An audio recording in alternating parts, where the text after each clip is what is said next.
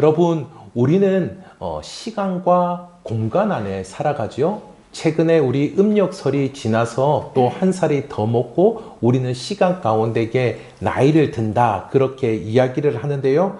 현재 우리는 이 시간을 1초라는 단위를 정하여서 쓰면서 살아가고 있는 모습 가운데 있습니다. 제가 좀 찾아보니까요, 이 1초라는 단위가 어디서 나왔을까 보니 세슘이라는 그 원자가 어떻게 움직이는데 그 주파수를 딱 정했을 때에 그 간격이 1초라는 그 시간의 양이 나온다고 합니다.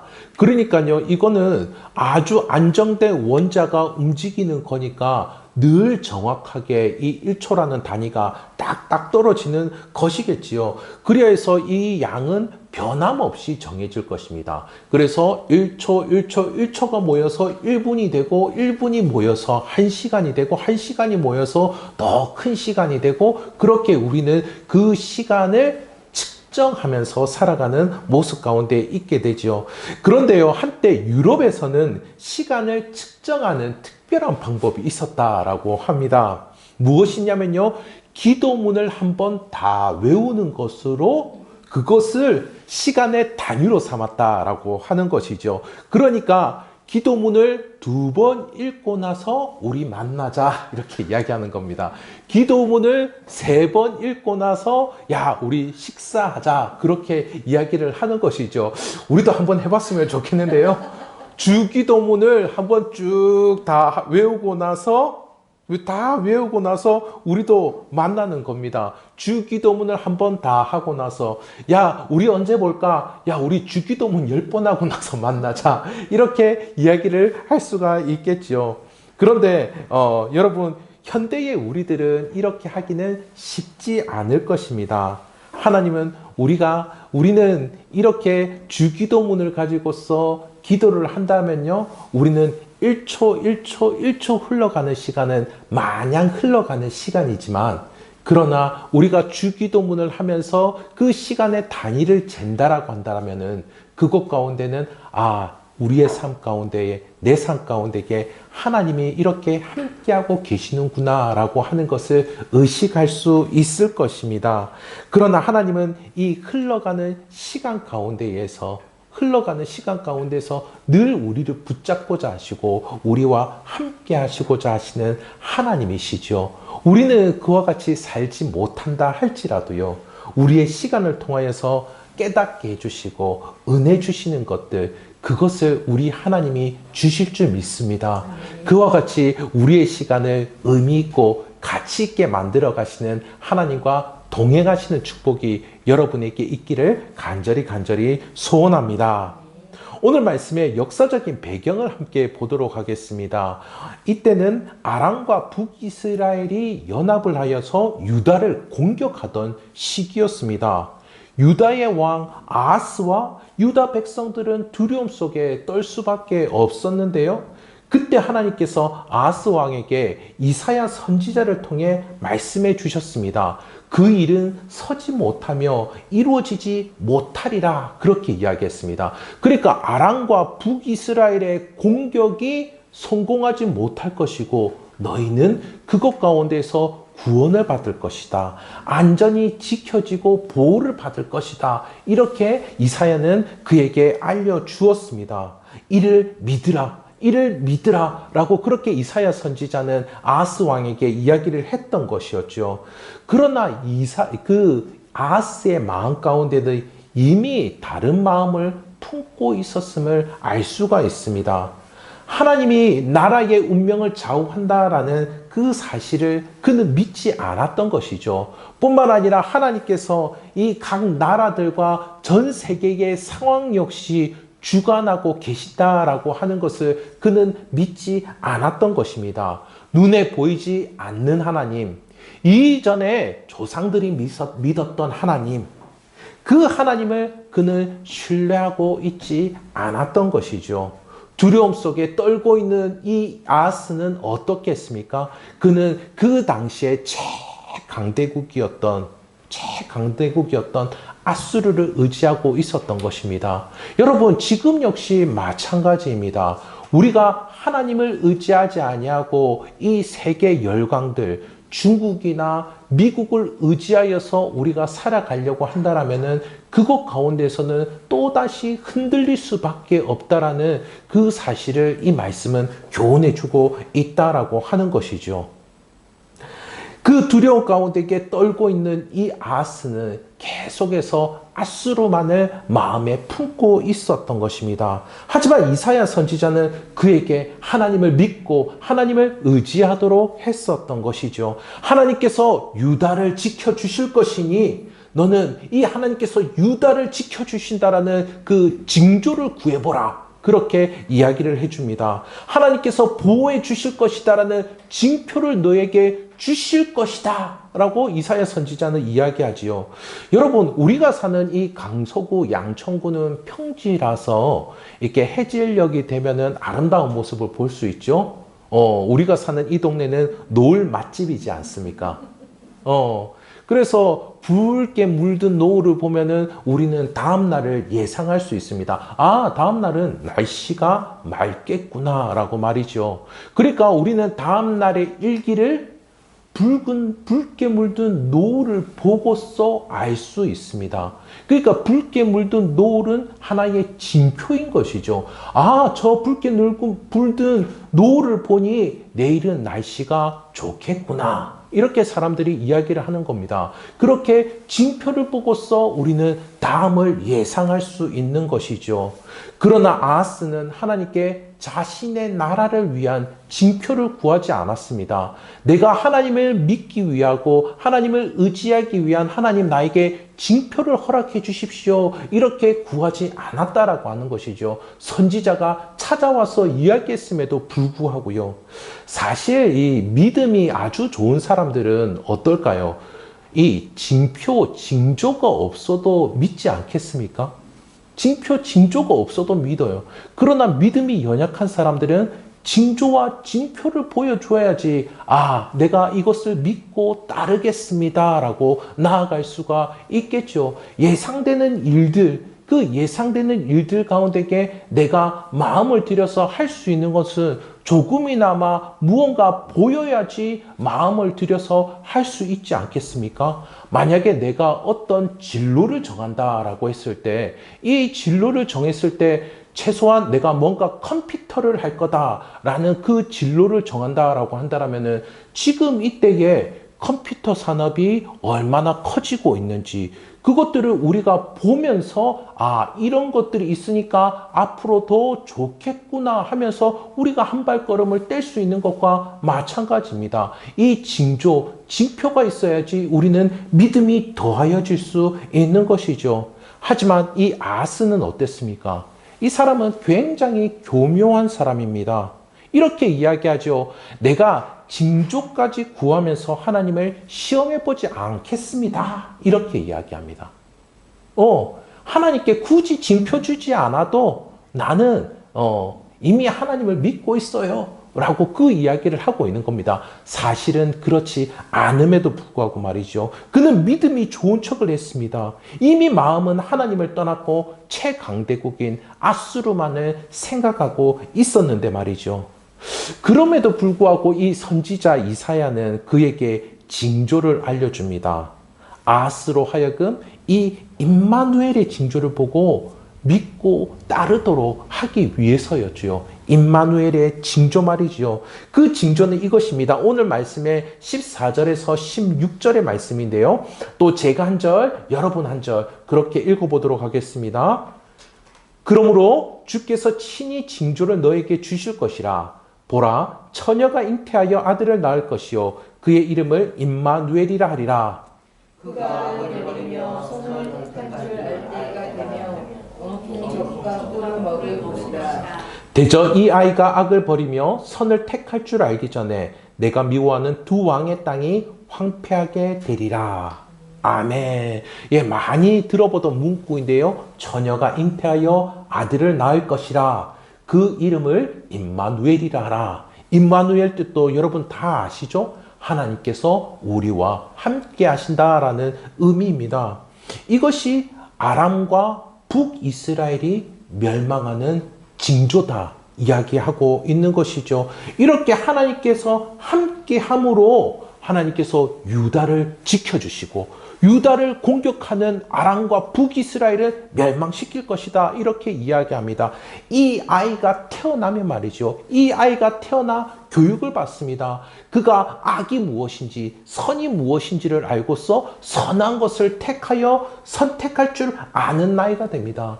이때를 유대인들은 보통 12살 정도로 여기는데요. 그리고 또 이 아기가 12살 정도 되었을 때에 유다에서 풍부하게 먹던 엉긴 젖과 꿀을 먹는다라고 이야기하죠. 좀 엉긴 젖과 꿀, 지금으로 보자면 뭐겠습니까? 요거트. 그리고 꿀은 달달한 간식. 이것을 이야기하는 것입니다. 여러분, 이렇게 간식을 먹을 정도라면 어떨까요? 우유를 삭혀서 먹을 정도라면 어떨까요? 여유가 있다라는 것입니다. 풍요롭게 산다는 것이죠. 너희가 지금 공격을 받고 어려운 상황 가운데 처했지만 그 아이가 태어나는 것을 보고 그 아이가 태어난 지 12년 후에 너희가 얼마나 풍요로운 삶을 살게 될지, 안전한 삶을 살게 될지 보라! 이 이야기를 하고 있는 것이죠. 그렇지만 유다를 괴롭혔던 두 나라는 사라지고 망해버리고 말 것이다 말씀해 주고 있는 것입니다. 그들은 풍요로움 속에, 적군들은 황폐함 속에 그와 같은 모습 가운데 잃게 될 것이다 하시죠. 이와 같은 일들이 일어날 징조, 그 징조가 무엇이라고요? 바로 임마누엘, 한 아기가 태어날 것이다 라고 말씀해 주는 것입니다. 여러분, 이 일은 실제로 일어났을까요? 일어나지 않았을까요? 어떨까요? 이 일은 실제로 일어났을까요? 일어나지 않았을까요? 여러분, 이 일은 실제로 일어났습니다. 그런데요, 이 일은 두 번 일어났습니다. 이 일은 두 번 일어났습니다. 첫 번째는요, 예수님께서 이 땅 가운데에 태어나실 때도 이 말씀이 있었다라는 거 우리 너무나 잘 아실 것입니다. 여러분, 유인물을 통해서 한번 확인해 보십시오. 마태복음 1장 22절, 23절인데요. 이 말씀도 제가 한 절, 여러분 한 절 읽어보도록 하겠습니다. 이 모든 일이 된 것은 주께서 선지자로 하신 말씀을 이루려 하심이니 이르시되 보라, 천사가 잉태하여 아들을 낳을 것이요 그의 이름은 임마누엘이라 하리라 하셨으니 이를 번역한즉 하나님이 우리와 함께 계시다 함이라. 아멘. 이 아하스에게 했던 이사야의 이 말이 700년 후입니다. 이때 이야기했었던 700년 후에 그대로 쓰이고 있는 것을 우리는 볼 수가 있습니다. 시대를 넘어서 우리와 함께 하시는 하나님, 그 함께 하시는 하나님이신 예수님이 이 땅 가운데에 오신 것이죠. 예수님께서 이렇게 택한 백성과 함께 하기 위해서, 임마누엘 하기 위해서 오셨음을 말씀해 주고 있습니다. 이 자신의 택한 백성을 보호하기 위하여서, 그래서 그들을 적대하는, 대적하는 세력들을 물리치기 위해서 이 땅 가운데 오셨음을 말씀해 주고 있는 것이죠. 그래서 이것이 얼마나 귀한지 마태복음은 이 말씀이 처음부터 마지막까지 이어지고 있는 것을 볼 수 있습니다. 그래서 마태복음 28장 20절, 마태복음의 마지막 구절이지요. 그 마지막 구절에도 이렇게 나오고 있습니다. 내가 세상 끝날까지 너희와 항상 함께 있으리라. 아멘. 우리 이 말씀 다 함께 읽어볼까요? 이 말씀 너무나 귀한 말씀인데요. 예, 다 함께 읽어보도록 하겠습니다. 시작. 내가 세상 끝날까지 너희와 항상 함께 있으리라. 아멘. 지금 믿음을 가지고 있는 우리들에게도 마찬가지입니다. 성령으로 말미암아서 우리 주님께서 우리와 함께하고 계십니다. 우리와 함께하고 있죠. 여러분, 우리는 어떻습니까? 우리는 한계도 많고요, 제약도 많습니다. 그리고요, 속도 좁은 모습에 머물 때가 다반사이죠. 우리도 나이가 들면서 연약해지는 건강을 경험하게 되고는 합니다. 그리고 내가 힘과 능력을 들였음에도 불구하고 내 능력껏, 내 힘껏 삶의 결과들이 이루어지지 않는 것들을 경험하게 되죠. 그러나 이런 유한한 우리의 삶에 무한하신 하나님께서 함께 하신다 하십니다. 유한한 우리의 삶에요. 여러분, 가방보다 더 큰 것을 가방에 담을 수가 있습니까? 그런 일은 일어나지 않습니다. 그러나 여러분, 하나님은 하실 수 있습니다. 하나님은 우리의 삶에 하나님을 담으십니다. 하나님은 우리의 삶에 하나님의 희생을 담으십니다. 하나님은 우리의 삶에 하나님 자신의 능력을 담으십니다. 그리고요, 하나님은 우리의 삶에 자신의 사랑과 자신의 기쁨과 하나님의 그 모든 것을 담아내고자 하신다라고 하는 것이죠. 여러분, 이와 같은 임마누엘의 은혜가 여러분과 함께하고 있음을 믿음으로 받아들이는 은혜가 있기를 간절히 소원합니다. 여러분, 또한 이 말씀은 이사야 당시에도 이루어진 일입니다. 예수님이 이 땅 가운데 오셔서 임마누엘 우리와 함께 하실 뿐만 아니라 그 이전에 이사야 당시에도 이 일이 이루어졌다라고 하는 것이죠. 이사야가 이 말씀을 기원전 734년경에 했습니다.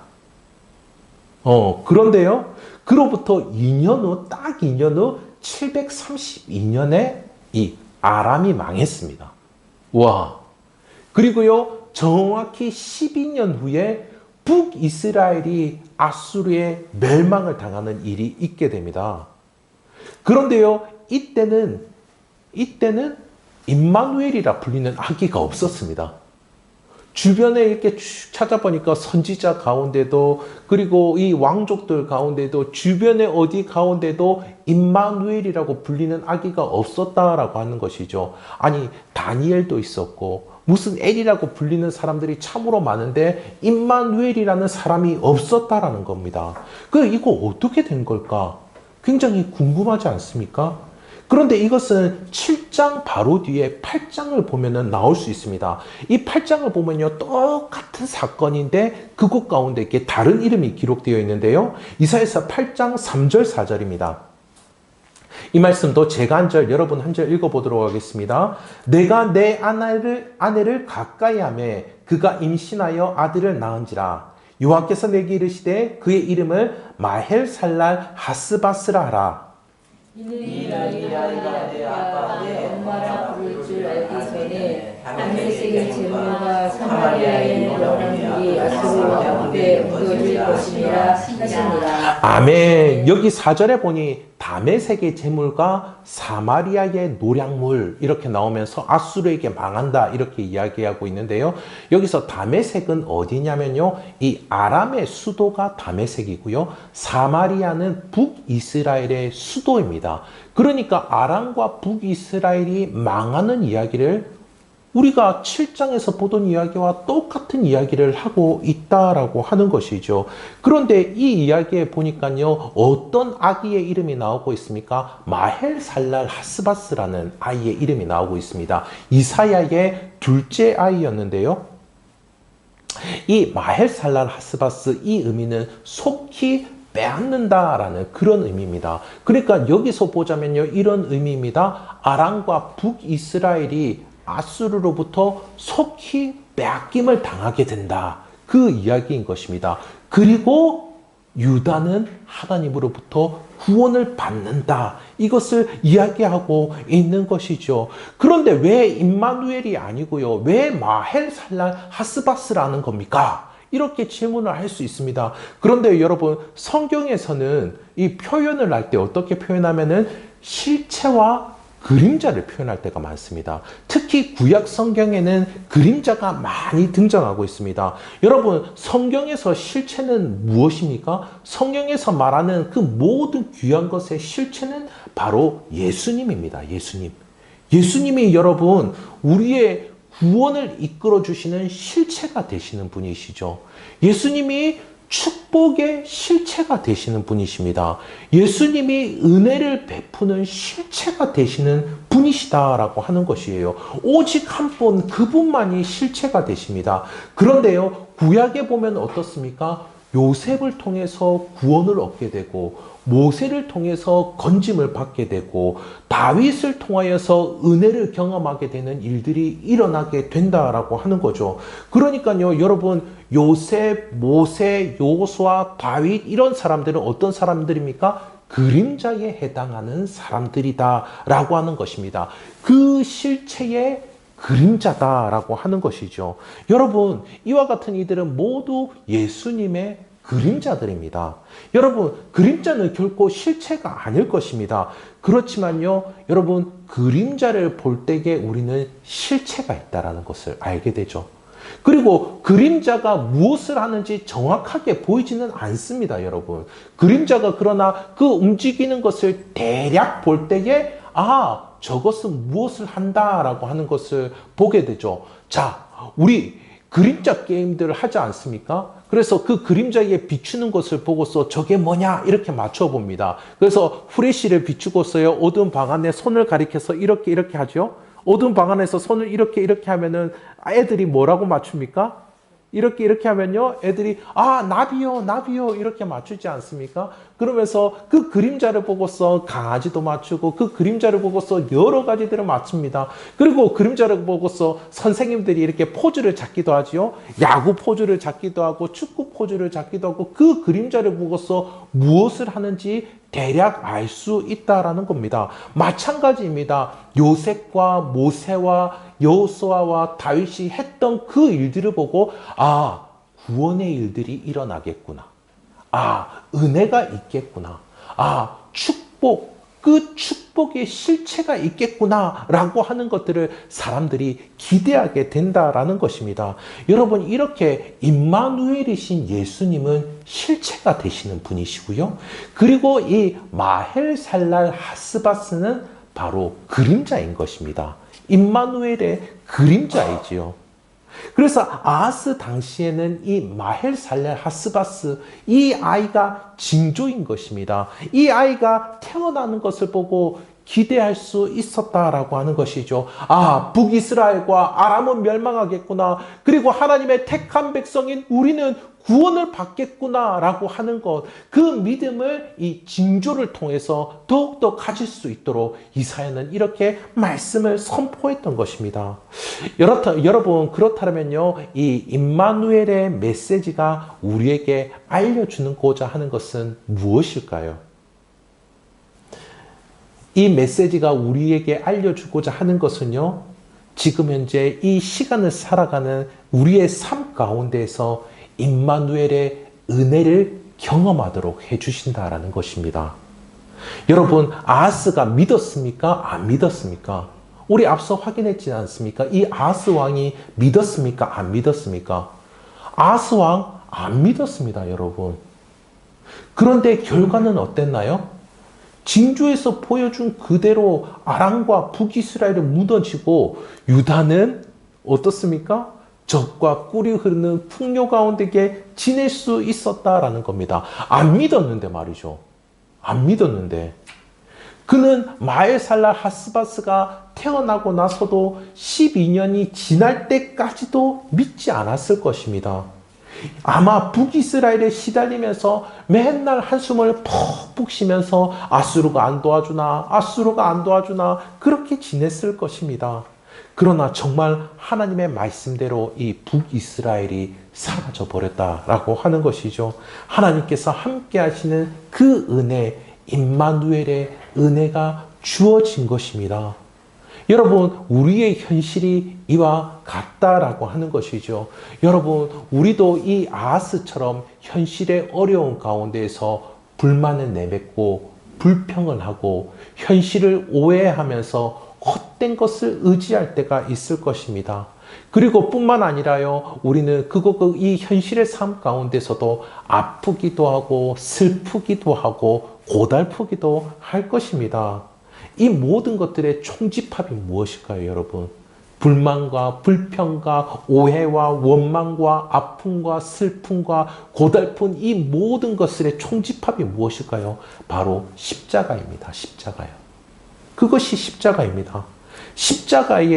그렇기 때문에 십자가에는 모든 저주와 모든 고통이 다 담겨져 있는 것이 아니겠습니까? 그런데요, 하나님께서 그 십자가에 무엇을 담으셨습니까? 하나님께서 그 십자가에 부활을 담으셨습니다. 하나님께서 그 십자가에 영원한 생명을 담으셨습니다. 그래서요, 그 저주가 축복이 되게 하셨죠. 그리고 고통이 기쁨이 되도록 해 주신 것입니다. 십자가에서 그 하나님의 부활의 역사가 당겨짐으로 말미암아서요, 예수님의 임마누엘, 우리와 함께 하심은 우리가 이 땅을 살아가면서도 이 은혜를 경험케 하시는 것입니다. 여러분, 우리는 고달파하지요. 그러나 십자가에서 고통당하신 예수님은 우리의 고달픔을 아시는 분이십니다. 우리의 고달픔을 아시죠? 우리와 함께하기 때문입니다. 로마서 5장 3절과 4절 말씀 우리 함께 보도록 하겠습니다. 로마서 5장 3절과 4절 말씀 우리 다 함께 읽어보도록 하겠습니다. 다만 이뿐 아니라 우리가 환난 중에도 즐거워하나니 이는 환난은 인내를, 인내는 연단을, 연단은 소망을 이루는 줄 알미로다. 아멘. 환난에 불만과 불평이 터져 나와야 하지 않겠습니까? 이것이 현실이겠지요. 그러나 임마누엘의 은혜로 말미암아 인내하게 하십니다. 내가 현실 가운데에서 원망 그리고 오해, 불만이 나타나고 있을 때 그곳 가운데에 우리 주님께서는 어떻게 하신다라는 거죠? 우리 주님께서는 나를 위해서 환난을 당했습니다. 나를 위해서 환난을 당했습니다. 나를 위해서 우리 주님은 인내하셨다라고 하는 것이죠. 나를 위해서 우리 주님께서 고초를 겪으셨는데 우리가 어찌 우리 자신을 포기할 수가 있겠습니까? 우리 주님이 그것 가운데 환난을 친히 겪었는데 어찌 우리가 우리 욕심대로 살 수가 있겠습니까? 우리의 삶을 통하여서, 우리의 시간을 통하여서 견디게 하시고 연단케 하신다라고 하는 것이죠.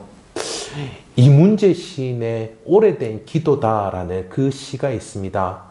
그 내용 중에 일부를 읽어드리도록 하겠습니다. 여러분 유인물에도 있습니다. 오래된 기도, 이 시를 여러분 눈으로 또 소리로 한번 확인해 주시기를 바랍니다. 가만히 눈을 감기만 해도 기도하는 것이다. 왼손으로 오른손을 감싸기만 해도, 맞잡은 두 손을 가슴 앞에 모으기만 해도, 노을이 질 때 걸음을 멈추기만 해도, 꽃진 자리에서 지난 봄날을 떠올리기만 해도 기도하는 것이다. 고개 들어 하늘을 우러르며 숨을 천천히 들이마시기만 해도 기도하는 것이다. 여러분, 오랫동안 기도 제목이 있을 것입니다. 하나님, 제발 제 삶과 우리의 가정을 평안하게 해주십시오. 하나님, 제발 은혜를 베풀어 주십시오. 라는 이런 기도 제목이 있을 것입니다. 여러분, 한번 이 시의 표현대로 따라해 봤으면 좋겠습니다. 이 시의 표현대로 우리 한번 따라해 보도록 하겠습니다. 왼손으로 여러분의 오른손을 감싸 보십시오. 지금 한번 해 보십시오. 여러분의 왼손으로 오른손을 한번 이렇게 감싸 보십시오. 그리고 이렇게 맞잡은 두 손을 여러분의 가슴에 한번 모아 보십시오. 이 시에서 말씀하는 것과 마찬가지로 그렇게 해 보십시오. 그것 가운데에 우리의 기도를 들으시는 우리 하나님이 함께 하신다라고 하는 것이죠. 하나님께서 우리의 마음을 아실 줄 믿습니다. 하나님께서 우리의 상황을 아실 줄 믿습니다. 하나님께서 우리의 기도를 들으십니다. 이 임마누엘의 은혜와 평안을 누리게 되시기를 우리 주님의 이름으로 축복합니다. 그리고 또한 임마누엘의 은혜가 만들어내는 것, 그 결국은 무엇이라고 말씀하셨죠? 로마서 5장 3절 4절에서 보니 환난은 인내를, 인내는 연단을, 연단은 소망을 이룬다라고 그렇게 말씀하셨습니다. 그렇다면요, 여러분, 이 소망의 모습은 어떤 모습일까요? 로마서 8장 21절의 말씀입니다. 우리 다 함께 유인물을 통해서 확인해 보도록 하겠습니다. 다 함께 읽도록 하겠습니다. 그 바라는 것은 피조물도 썩어짐의 종노릇한 데서 해방되어 하나님의 자녀들의 영광의 자유에 이르는 것이니라. 아멘. 하나님의 자녀들이 누릴 영광스러운 자유. 하나님의 자녀들에게는 이 영광스러운 자유가 있다라고 하는 것이죠. 하나님의 자녀들이 이 영광스러운 자유를 누려야지만이 이 땅에 있는 모든 피조물들도 자유할 수 있음을 말씀해 주고 있습니다. 그러니까 이 모든 피조물들이 고대하는 것은 무엇이다라고요? 하나님의 백성인 우리가 하나님의 자녀답게 영광스러운 자유 가운데에 살아가고 있는 모습을 모두 고대하고 있다라고 하는 것입니다. 여러분, 이 세상에 수많은 사람들이 기독교인에게 무엇을 기대할까요? 여러분, 무엇을 기대하겠습니까? 이것을 기대한다라고 하는 거죠. 이 영광스러운 자유를 기대한 수많은 사람들과 수많은 피조물들이 이것을 봐야지만이 이 땅 가운데에 참된 자유, 참된 평화가 있게 된다라고 하는 것입니다. 그렇다면요, 여러분, 영광스러운 자유라고 하는 것은 어떤 것일까요? 이 영광스러운 자유. 사람들은 자유하면 쉽게 억압하는 것, 또 자유롭게 하되 방종하지 않는 것, 이런 것이다 라고 생각할 때가 많지 않습니까? 근데 여러분, 우리는 간혹 노블리스 오블리주라는 말을 듣습니다. 노블리스 오블리주, 여러분 너무나 잘 알죠? 프랑스어인데요. 귀족은 책임을 진다. 귀족은 책임을 진다라는 그런 의미라고 합니다. 귀족으로서 일반 평민보다 많은 것을 가지고 있고 많은 자유를 누리고 있습니다. 하지만 그 귀족의 신분이 너무나 귀하여서 그 귀한 모습에 걸맞게 책임지는 행동을 한다라고 하는 것이죠. 그렇다면 하나님의 자녀가 책임지는 그 행동은 무엇이 있을까요? 하나님의 자녀가 책임을 지는 행동은요, 책임지는 사랑을 하는 것입니다. 여러분, 우리가 나 자신이 말하는 것에도 책임을 져보고, 그리고 내가 작은 일이라도 나의 맡겨진 일들의 책임을 져보고, 또 뿐만 아니라 가정과 삶을 위하여서 경제적인 책임도 져보는 모습에 이르는 것, 이와 같은 모습이 이 사랑으로서 책임을 감당하는 이 모습 가운데 이르게 되는 것이 바로 영광스러운 자유의 모습이다라고 하는 것입니다. 하나님의 말씀 한 구절이라도 내 삶 가운데에 이루어 보고자 그 책임을 감당하면서 살아가고자 하는 것이 영광스러운 자유를 가진 하나님의 자녀된 삶이다라고 이야기하는 것이죠. 결국에는 이 임마누엘의 은혜, 예수님과 함께함으로 인해 책임지는 모습에까지 이르도록 우리 주님께서는 우리와 함께하고자 하신다라고 하는 것입니다. 우리는 어려운 가운데에 투덜대기가 쉽죠? 그렇지 않습니까? 참지 못해서 화를 냅니다. 그러나 예수님과 함께하면서 이렇게 자라는 것입니다. 성장합니다. 하나님께서는 이렇게 함께 하시는 은혜로 말미암아 하나님의 자녀인 우리를 이렇게 비범하게 길러주신다라고 하는 것이죠. 말씀을 맺도록 하겠습니다. 하나님은 우리의 삶 속에 무엇을 담고자 하실까요? 하나님은 우리의 삶 가운데에 하나님을 담고자 하십니다. 무한하신 하나님을 이 유한한 우리, 속 좁은 우리의 삶 가운데에 담고자 하시는 것이지요. 이 은혜를 통하여서 참고 이겨내며 책임을 다한 사랑으로 그 영광스러운 삶을 사시는 성도님들이 되시기를 우리 주님의 이름으로 축복합니다.